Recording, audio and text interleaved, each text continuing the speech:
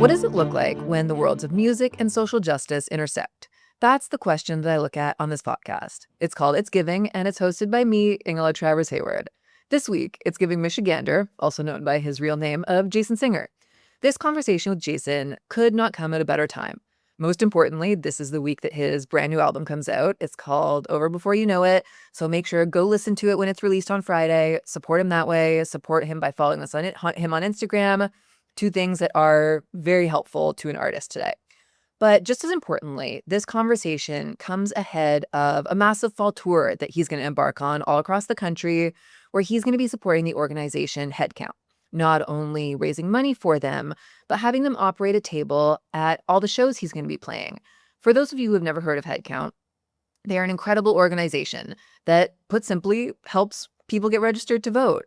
You know, in this day and age, the fact that Jason is doing that, the fact that this is coming on the run-ups to the midterms, I think that the timing is incredible. And so the decision of doing that right now could not be more admirable. Politics has naturally woven its way into a lot of the conversations I've had with artists so far on this podcast, but it's at the forefront of the discussion that I have today with Jason. And his background, coming from a small conservative town in Michigan, makes it so that his opinion is really unique, important, and I think it's a really vital one given the state of the world right now. He's deeply thoughtful about his fans and how he can use his music to fight for good, even if it does sometimes come at a toll to his career or his own personal self. In any case, this is a super significant conversation. And I know if you've heard of Michigander or not, you're really going to love it. If this is your first time listening to the episode, go ahead and click that subscribe button. But if you're a loyal follower tuning in for another episode, welcome back and thank you for the support. And with that, here's Jason from Michigander.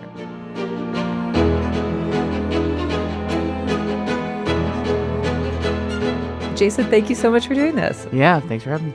So how I usually start this off is by asking sort of a really far-reaching question, which is when you think of an artist, either current day or sometime in history, of using music for social good, or using their platform in this really meaningful way. Is there an example that comes to mind when you think of that?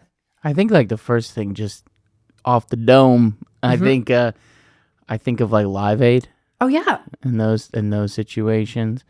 I also think of like a lot of protest music, which I don't know if there's that, which I think most protest music now is like hip hop. There's not a lot of rock protest music, unfortunately. It is hard to do well. It is hard to come across as not cheesy. So maybe that's why. But yeah, that's kind of what I think of first, is those two things. You actually bring up something that I think a lot about is, in this day and age, do you feel like music is still as political as it once was? Or like you mentioned, rock, it's harder to do, or it could be cheesy. Why do you think that is? Because, to me, it feels like the world is so chaotic right now, to say the least. And so, yeah, I'm curious if you feel like it's less political than it once was. I think so. But I think it's a lot to do with, like, and not everybody, there's definitely a lot of exceptions. I think there are a lot of people who are genuinely afraid of alienating half their fan base because the world is so polarized, and there's like this whole group of disenfranchised people for years that felt like they didn't have a home, and then they got taken advantage of, I think. I'm reading this book called Blank Space.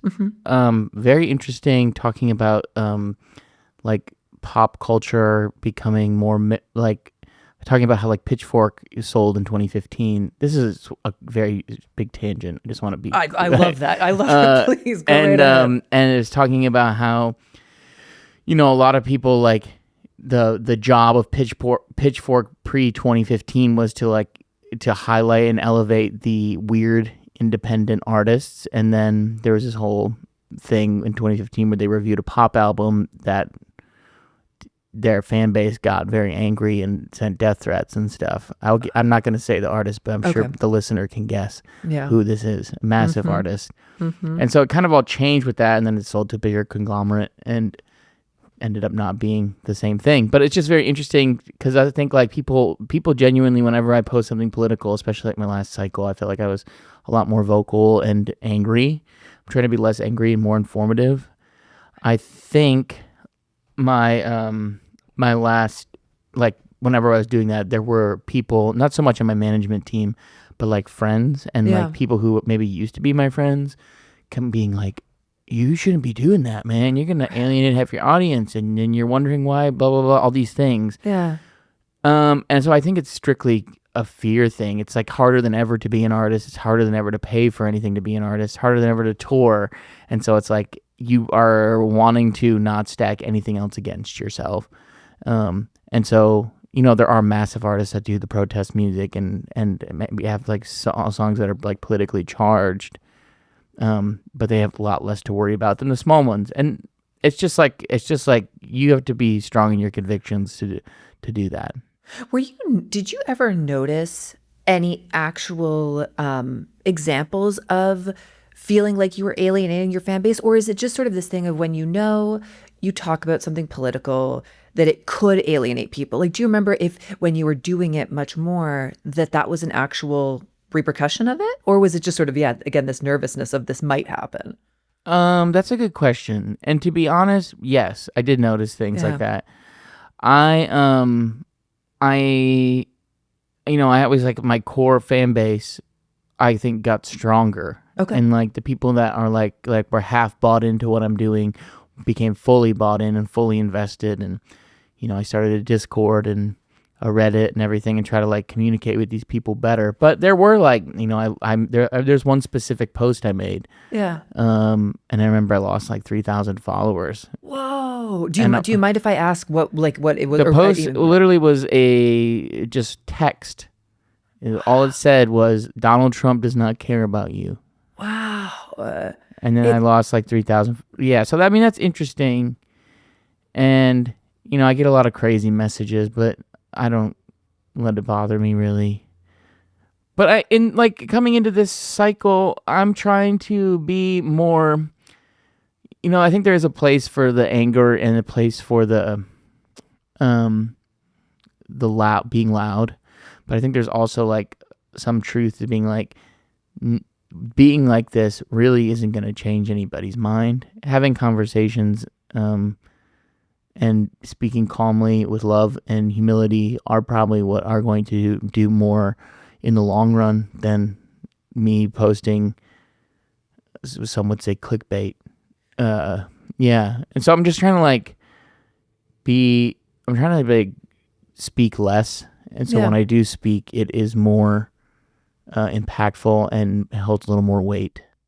How much do you think about things like that? Because I think from an outsider's perspective, or someone who isn't a musician or someone who doesn't have a platform, I think a lot of people don't realize that it is a certain kind of power, you know? And so I always wonder with musicians who evidently do have this deep-rooted care for other people, how much time do you spend thinking about what should I say, what shouldn't I say, or what do I want to say versus what I don't? Is that something that you think a lot about? I try to think about it. I try to be conscious of it. I don't want to say nothing. Yeah. I think that's ridiculous. I think any artist who's not saying anything in their music and is just I don't know. I think that's such a waste of time for everybody. But I think artist's job is to be a lens or a time capsule of the time and culture around them. And I think that can look very different for a lot of different artists and people, and not everybody is meant to be loud. Yeah. And not everybody's meant to be quiet. And I don't think I have there's no science to it anymore. I'm just trying to be think twice before I say something, and let music do its work. And then also at our show, not that it's nonpartisan, but we're having HeadCount at all our shows, and we're doing that to raise awareness, get people registered to vote, and then once they register to vote, kind of teach them what we think are the right people to vote for, and things like that. We're doing a community service thing where people can they can volunteer and they can come to the shows, and we think that's what is a good representation of what we think, or what I think people in politics and everything should be. It's just show love and people grow up in church and they think about like be Christ-like and stuff. And I think that's like truly like a good example of like living that out. So you bring up something that I absolutely want to ask you about, because I think, a lot of bands now, there are more mechanisms in place for if you want to raise funds on your tour, or if you want to have someone come out and table at your tour, and you're going on this massive cross-country tour this fall. And so I'm really intrigued, not to get too nuts and bolts, although this is what fascinates me so much. How did you come to decide on what you wanted to have as who you wanted to have as a presence at all your shows? Because I think it's so interesting what goes into that. How did that come to be? It's just certain things that we'll see at other shows, or like we'll be at a festival and we'll meet people that do good stuff that aren't just musicians, and that always is like, how do we do, like, I know I'm not as big as Noah Kahn or whatever, and I know I'm not as big as these other artists, but like, how do I make an impact for like the 500 to 1,000 people that are coming to my shows? That's the nature of it. Sometimes less, sometimes more. It's just like, how do we make small differences? And that's just what we try to do. And I mean, we've done stuff with Oxfam and others, and it's just things that and if someone reaches out about like being a table at a show, I mean, we've done that plenty of times if it's something that we feel is good and beneficial to humanity as a whole. Yeah. We've had a lot of those over the years in different states. Yeah. I think for anyone who doesn't know, HeadCount is an unbelievable organization. They're so far reaching. They help register people to vote, is the really simple way of putting it. What was it that made you so passionate about having them there? I think until I grew up in a very small town, like, I don't know, 30,000 people. Yeah.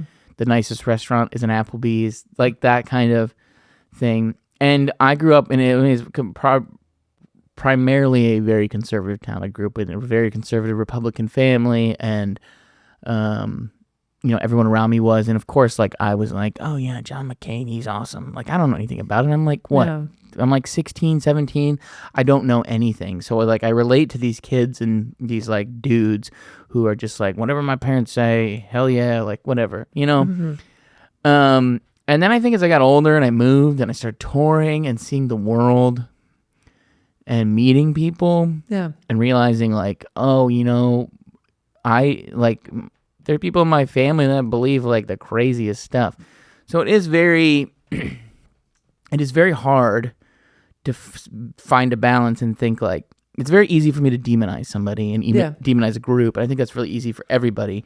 But it's like when you zoom in, stop zooming out. If you zoom in and like see your like mom and dad believing in like the most wild conspiracy theories, it's like, these people raised me. These people like are responsible for who I am today in many ways, and for many things I'm not. And I find it really fascinating that there's just this huge group of people that have just totally subscribed to these ideas, but there are people like me who came from these people who don't. Yeah. And it's like I think I just got really involved and really interested in it because it's like I'm watching my family and people I know be totally lied to and live in complete and utter fear of everything. Yeah. My mom has my iPhone location and she'll see like, oh, you're in Chicago. Make sure you're safe. Oh, you're in the Bronx. Why are you in the Bronx? Like things like that. And it's just like, you don't need to be afraid of these things. Like, I mean, there are obviously moments where you need to be cautious in any place, but the world isn't as scary as people think, and people, for the most part, are pretty good. And I think more people need to know that and stop. And it's hard to blame people because it's like such a huge swath of people that are in this. Did I go on? I don't even know if I answered your question. No, I'm sorry. You totally did. No, you're an excellent yapper. I love interviews like this. Yap. Oh my God, I got a massage recently, and I haven't really done that ever. And I just talked the whole time. Oh my God. So, I felt bad. No, don't feel bad, because I feel bad. I'm like, I lay down on that table and it's quiet time and I feel guilty that I'm not talking to them. So no, I'm sure they enjoy it. It evens out. Hey, Perry here. I am a loyal It's Giving follower because my wife, Ingela Travers-Hayward, will file for divorce if I'm not. If you want to support a fully independent podcast that is talking about the pulse of activism and where it intersects with music, then just hit that subscribe button. You have no idea how much it helps. And now, I'll quit talking, which is incredibly hard for me to do, and get you back to the episode. I'm just curious, when you sort of mentioned you started seeing the world, was that when, and even if it wasn't, when you do it now, when you go out on tour, has that helped you at all sort of shape your worldview? Or what is it that sort of opened your mind to all this stuff? Yeah, that's a good question. I don't know what the exact, obviously the exact moment is like I was raised in church and Sunday school and all these things. And so then the minute there's this guy coming down an escalator in a gold-plated building, I'm like, that doesn't seem right to me. Why is that happening? Like all this. And so that wasn't my first red flag, but I remember being like, oh, this is weird. I was told this is like the good guy and all this stuff. And so that's definitely when it like sparked.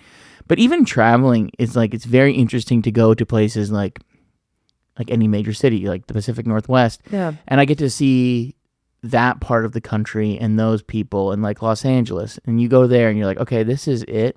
But then we're also playing in, Oklahoma.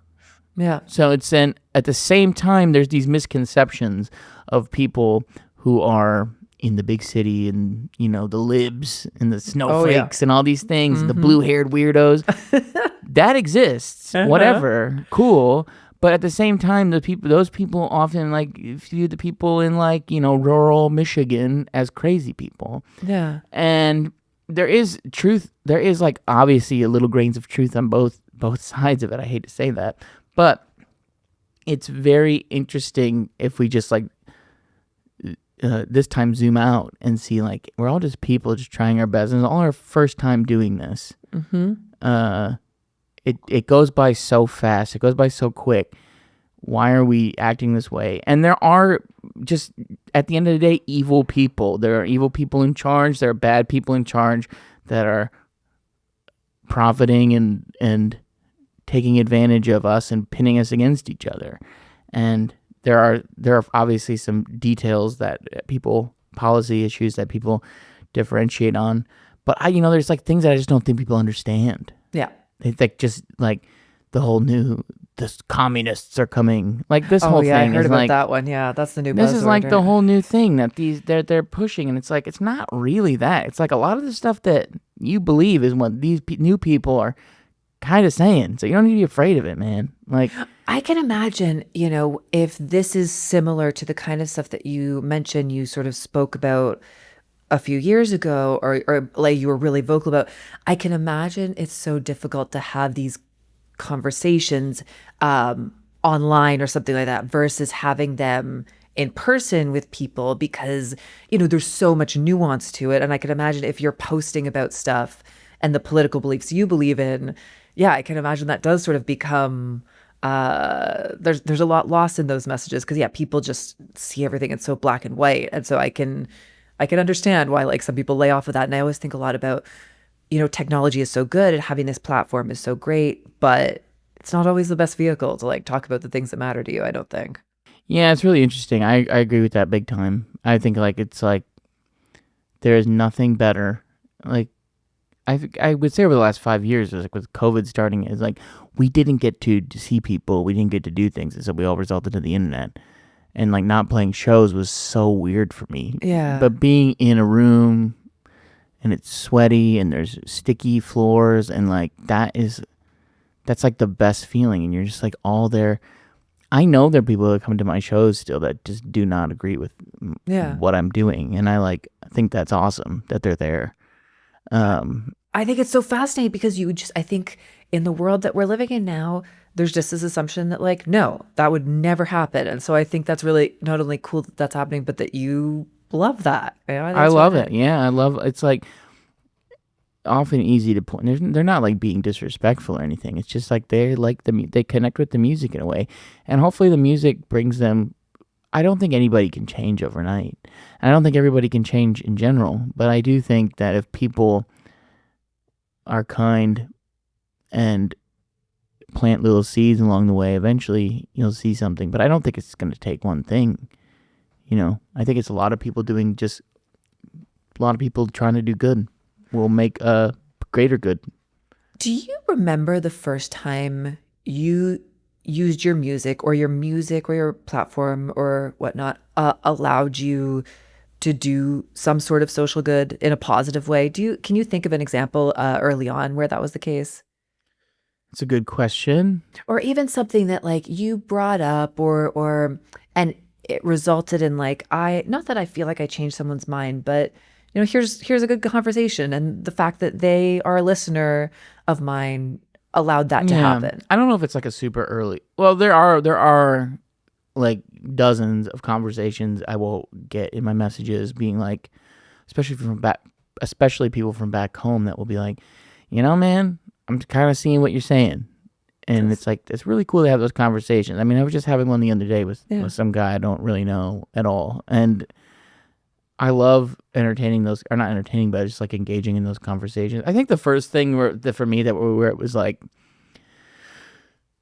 where it was like, okay, this is really where we stand or where I stand on things, is like we got to do a big rally with Bernie in 2020. Cool. And that was the first time where I was like, oh, this is like, no one's here to see us, but we're here to like set the vibe, and we got to play it, and for like 5,000, 6,000 people, and that was really inspiring. And I think there was already a spark, but I think that was just like someone just put a little kerosene on it, and like that really inspired me to want to do more and do good. And we go back to Grand Rapids every December for our holiday shows, and that's where we did the Bernie rally, and we just try to, like last year we raised like 10 grand for just like local things, and we're just trying to do that because like that shouldn't be a left or right thing. That should just be like, we should just be trying to do better and helping people out. When did you, well, I guess, you talked about your sort of upbringing and stuff, but what do you think there's one specific thing that like made you be this kind of person that wants to use music, not only just, or take music and use it as a career, but also as that vehicle for giving back? I think it's like the only thing I'm good at, like really. Like I'm fine at other things, but like, not to get like heady about it, but like this is what I'm supposed to do. And I think like everybody should do what they are best at in the world, and I think that will make the world a better place in general. Like whether it be a doctor or a barista or a musician or a garbage man, whatever. I just think you should just do that. I also think like, again, I grew up in church and seeing a lot of people being like, you're called to the ministry. And it's like, maybe some people are just supposed to be a doctor. Maybe some people don't need to go to like El Salvador or whatever. And no offense to anybody who's done that. That's my brother has done that. But it's not for everybody. And just being a good person in any area is that you're in is like, that's where the good stuff happens. That's where the light gets spread, and that's where it's just really important. Yeah. I mean, this sort of is a bit of a hard pivot, but I want to make sure I ask you about this because I'm really intrigued. It was brand new to me to learn about it. Tell me about Concerted, because that's also someone that you're going to have on your tour. So can you, just explain what that is? Because I think it's a really important thing for people to learn about. I think they're newer. You know, to be honest, my manager told me about it. Yeah. And he's like, I just got off this call at this nonprofit. What do you think? And I was like, oh, we definitely got to do it. Yeah. But I hinted at a little, or I touched on it a minute ago, but it's basically artists, musicians, promoters, whatever. They work with local community nonprofits, whatever, that need volunteers. There's all kinds of things, And you can, in exchange for 2-3 hours of your time, I mean, there's obvious, I think even Harry Styles does this now. Okay. But it's like, in exchange for like X amount of volunteer hours, we will let you into the show. Oh, no way. So it's like, you can't afford a ticket or whatever, like, go work 2 hours at like whatever, like the kids center, or like the soup kitchen, all these different things. And I'm truthfully not aware of like every little individual thing they work in. Yeah. But yeah, that's kind of the gist of that. It is so interesting because, you hear so much about, the music industry. There's some people that just keep getting richer and richer and richer, and it's becoming, music is like, harder for people to reach. But then I think a lot of people I've spoken to are like really actively taking these steps to make it so, the little power that they have, they're using it to make it so that their music is still accessible to people. And like, I know for you too, you were saying like your tickets are purposefully being capped at a certain level. Like, I think it's really, there's a lot, there's certainly a lot of greed in the industry. There's a lot of people that are really pushing back against it in this like successful way, it seems. Just trying to like make it affordable for people. Like, I'll be 100% honest. Like, most shows that I want to go to, there's like somebody I can text and I can like get into the show in town. Not everywhere, not every show, but like I don't go to a lot of shows as much as I used to because I'm exhausted from playing shows or touring. It's a lot. But I can't remember. I bought a ticket recently for something, and I was just like, "Holy moly, this is Unreal, unbelievable!" Like, I remember going to see bands play in Detroit, like at the Royal Oak Music Theater, paying like $35 to see the War on Drugs or something. And I mean, and obviously no shade to them, but like that's not the price anymore. It's like $70, and I'm like, holy moly, how do people afford this? How do people bring their whole families to shows? How do people go to see Taylor Swift and all these awesome arena shows? And I was just thinking, like, man, if I didn't get to go see so many local shows and bands when I was younger, even now, I don't think I'd be doing what I'm doing. And it's very important for me to like make sure that people can get into shows and see live music. I remember seeing the War on Drugs. I remember seeing Sufjan Stevens, and I remember seeing Coldplay. I bought a Coldplay ticket for like $40 in 2009. Oh my God. And I remember seeing that and being like, this changed my life. I saw U2 for like $50 and this wasn't that long ago. Like, I'm not that old. And to know that like that is maybe not accessible to like the average person, it's like no wonder there aren't as many bands anymore. It's because like there's no one can afford to be inspired by them. Do you consider yourself sort of a generalist for good? Or like, if you were to say what the things are that you care deeply about the most, or the issues, is there one sort of area, or are you just sort of across the board? You care about everything. I mean, I really care about mental health stuff. Yeah. Like, that's like a huge thing for me, just from personal experience. Like, I really struggled with that when I was in high school and middle school, and then maybe I did for a while after, but then even like the last 5 years have been pretty rough for me. And I feel like it's probably an ongoing struggle that you just figure out to roll with the punches and when to throw the punches and things like that. So that's pretty important to me. I also am just, I don't know, like, music is so important to me, and it's like, it's so special. And I think there are so many, I think there's a lot of like, some of the magic has been lost maybe in it. Maybe it's just because I'm like behind the scenes now and I work in it.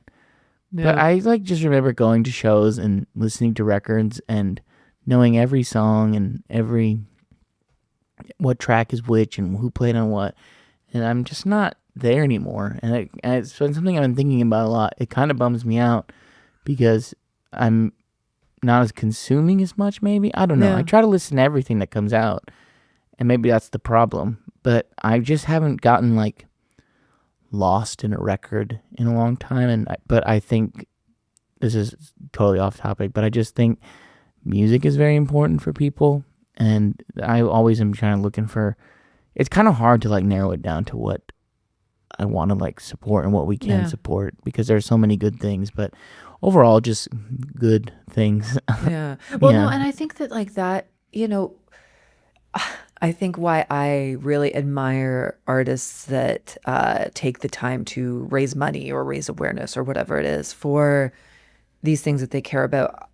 I really admire it because like I realize, just having seen it, how hard it is to be a musician in general. So like to not just be someone that's just like, look, I'm just trying to keep my head above water with my career. I can't add something else into it right now. I never look at someone and say, how dare you not sort of use your platform. 100%. Yeah. Totally. And I would say like if I was completely independent and have like managers that are fantastic and like just an amazing team, that I don't think I would be able to do anything extra. It's like so hard to do. It's so much harder now. I cannot stress this enough, than ever to be a musician, and anyone who pay the bills. Yeah. Like you can be a hobbyist easy. Go ahead. That's typically that's what does well lately, it seems, is people, never mind. But so that's it's tough. It's very tough. I think I'll bother you with one last question. For the people who are out there and who are just, feeling, I think it's a really common feeling, both sides of the aisle. It's not political. I think that sort of feeling of hopelessness of, I want to try and do something to help someone or make some sort of difference or just feel a little bit more hopeful about the state of the world. What would you suggest for someone if they're like, what should I do that can make a little bit of a difference? That's a good question. Voting is important. Yeah. Even in your midterms and your locals and your primaries and all that stuff, that is important. Honestly, I think the thing that can make a difference, and maybe not, and this is me just thinking of this now, is I feel so much better, and I feel like I'm much more useful and productive to the world and to people is when I shut my phone off and spend my mornings reading and spend my mornings off my phone, because I think that in turn will make, like, I'm literally just thinking right now, this is not a joke, this is my favorite interview I've ever done. Oh no! I swear to God. I swear to God. I feel like your questions are great. I feel like how I'm speaking right now is very good. I swear to God. I'll agree with that part. Yeah. And I'm like, I normally am not like this. And, no, I'm normally so scatterbrained. I'm like checking my phone and like doing all this stuff and going, and not caring. But this morning I woke up and like shut my phone off and read and just had a nice slow morning. Was very productive in my little room here. And now I think the best way to help other people is to help yourself. Yeah. And I think that a lot of people overlook that, and it's like, well, no, and they forget themselves in the process. Absolutely. And then it's like, you're not, you got to put, what is it? It's like, you got to put your oxygen mask on first, right? Before you help someone else.